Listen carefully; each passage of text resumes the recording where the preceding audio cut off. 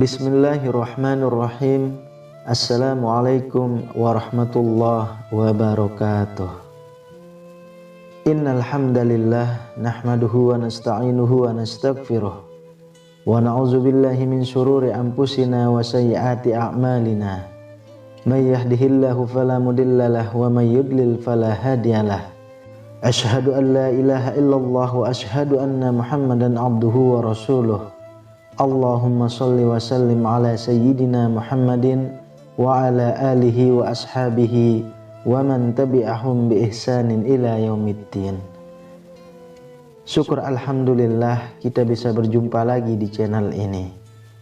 Harapan dan doa saya semoga saudaraku semuanya selalu diberikan kesehatan, dilapangkan rezekinya, diampuni dosa-dosanya, dan dipanjangkan umurnya. Amin ya rabbal alamin. Sahabat beriman yang dirahmati Allah, kita semua sadar bahwa kelak kita akan mengalami kematian.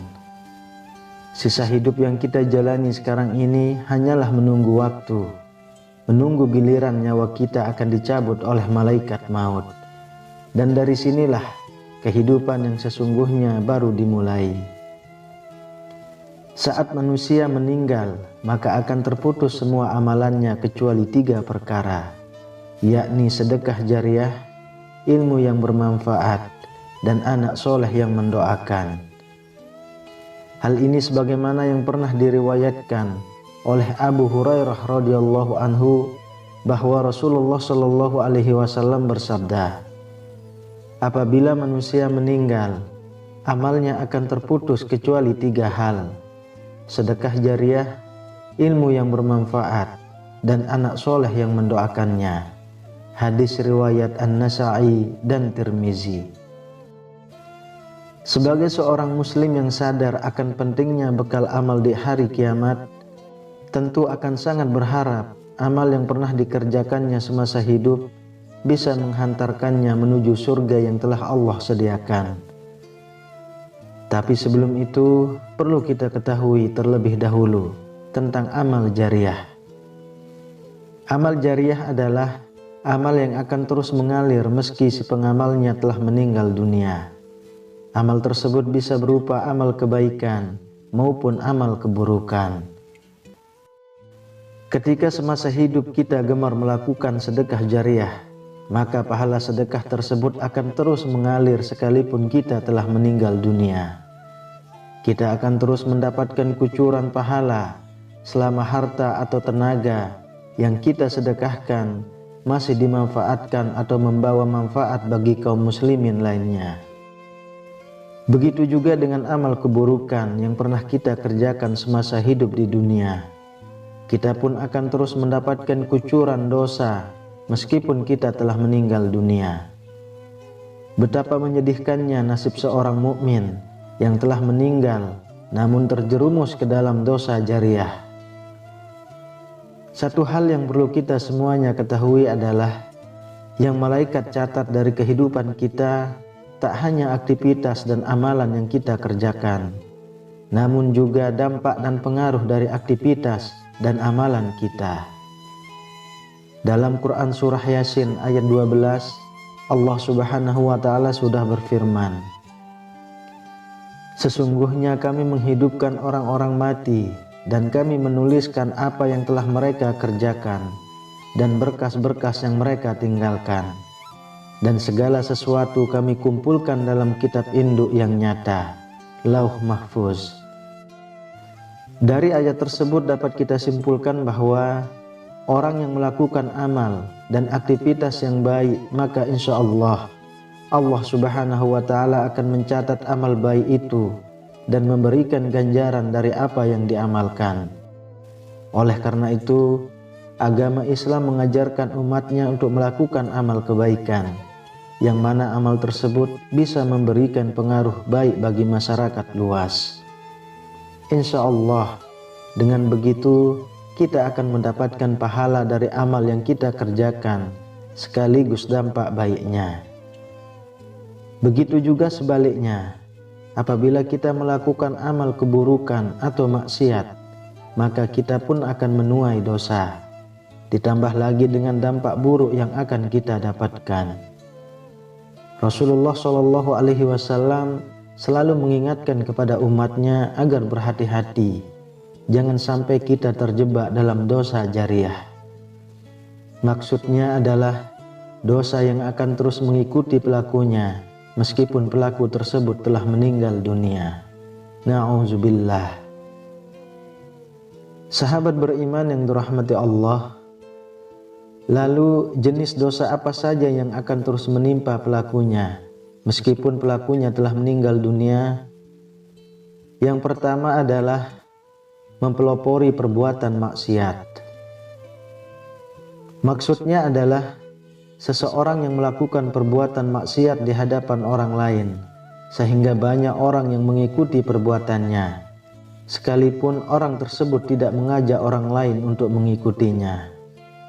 Dari Jabir bin Abdullah, Rasulullah SAW pernah bersabda, barang siapa yang mempelopori satu kebiasaan yang buruk dalam Islam, maka dia mendapatkan dosa keburukan itu. Dan dosa setiap orang yang melakukan keburukan itu karena ulahnya, tanpa dikurangi sedikit pun dosa mereka.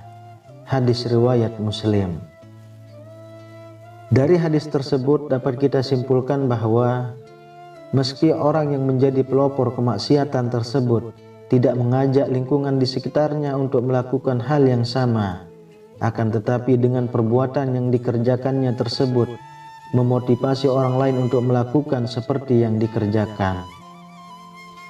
Oleh karena itu, anak Adam yang pertama kali membunuh, maka dia akan dilimpahi tanggung jawab atas semua kasus pembunuhan karena kezoliman di alam ini. Rasulullah SAW pernah bersabda, tidak ada satu jiwa yang terbunuh secara zolim, melainkan anak Adam yang pertama kali membunuh akan mendapatkan dosa karena pertumpahan darah itu. Hadis riwayat Bukhari dan Muslim.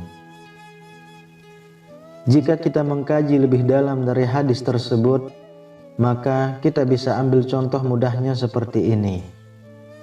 Mungkin kita pernah melihat seorang wanita yang mengenakan celana pendek di hadapan publik. Saat ada wanita lain melihat hal tersebut, maka ia pun menirunya, sehingga menjadi ramai dan tidak merasa risih lagi para wanita memakai celana pendek di hadapan publik. Padahal kita semua tahu, celana pendek hanya boleh digunakan ketika berada di rumah saja. Mungkin benar, wanita yang pertama kali memakai celana pendek tersebut tidak mengajak orang lain secara terang-terangan. Namun mengingat wanita tersebut menjadi pelopornya, kemudian banyak yang meniru, maka ia pun mendapatkan kucuran dosa dari semua yang menirunya, tanpa dikurangi sedikit pun. Sekalipun pelopor wanita yang mengenakan celana pendek tersebut sudah meninggal dunia. Yang kedua, mengajak melakukan kesesatan dan maksiat. Seorang yang menyeru atau mengajak pada perbuatan dosa, maka akan mendapatkan pula dosa dari para pengikutnya. Hal ini telah dijelaskan oleh Allah Subhanahu wa Ta'ala yang tertuang dalam Quran surah An-Nahl ayat 25. Mereka akan memikul dosa-dosanya dengan penuh pada hari kiamat. Dan berikut dosa-dosa orang yang mereka sesatkan, yang tidak mengetahui sedikit pun bahwa mereka disesatkan. Adapun orang-orang yang termasuk dalam dosa ini adalah para dai yang menyeru kepada kemaksiatan, ataupun tokoh paranormal yang mengajak kepada kesyirikan. Orang-orang inilah yang akan terus mendapat aliran dosa sekalipun telah meninggal dunia. Termasuk juga dalam hal ini adalah orang yang menyuruh orang lain berbuat dosa meski ia sendiri tidak melakukannya. Akan tetapi orang tersebut mendapatkan dosa dari orang lain yang melakukan apa yang diperintahkannya. Sepanjang masih ada manusia yang mengikutinya, menjalankan apa yang diperintahnya, selama itu pula orang tersebut akan turut mendapatkan limpahan dosa sekalipun jasad sudah terkubur dalam tanah. Lalu apa yang harus kita lakukan jika ingin lepas dari dosa jariah? Sahabat beriman yang dirahmati Allah, tidak ada cara lain selain segera bertaubat dengan sebenar-benarnya taubat kepada Allah. Dan jika dari perbuatan tersebut ada yang berupa materi, segeralah untuk membersihkan semuanya dengan cara beramal atau memberikan kepada panti asuhan. Yang terpenting adalah niatkan semua itu karena Allah. Atau jika kita semuanya masih ragu, bisa mendatangi para ulama-ulama besar. Mintalah saran dari para habaib, lalu setelah itu berhentilah dan bertaubatlah. Karena kita semua tahu Allah adalah satu-satunya zat yang maha penerima taubat dari hambanya. Semoga Allah subhanahu wa ta'ala menghindarkan kita semua dari dosa jariah yang menghinakan. Amin ya rabbal alamin. Wallahu a'lam bissawab. Demikian yang bisa saya bagikan, semoga bermanfaat untuk kita semua. Assalamualaikum warahmatullahi wabarakatuh.